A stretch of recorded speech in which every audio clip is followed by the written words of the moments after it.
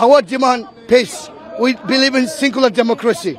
After he took the power by force, he started killing Hindus, Muslims, Christians. They're burning all houses. They're burning masjid. They're burning girja, church. Our people is not safe in Bangladesh. We had a freedom fight 1971. We 30 million people was killed and assassinated by Pakistan. Those Pakistani people, the fundraising against Bangladesh, they want make our country against Bangladesh. They are terrorists and they don't believe in secular democracy. So we are, if we need, we're going to do another war against Pakistan because we never forget our 30 million people was killed and assassinated 1971. Joy Bangla. The reason we're here, as you know, unconstitutionally,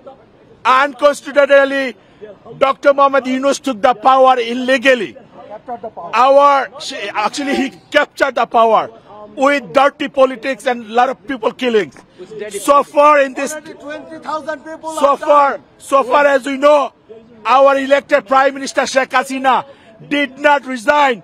We are humble request to UN that since they couldn't prove themselves that she resigned, so our humble request, he did not represent Bangladeshi people here. Our humble request, please ignore him. He doesn't represent people of Bangladesh.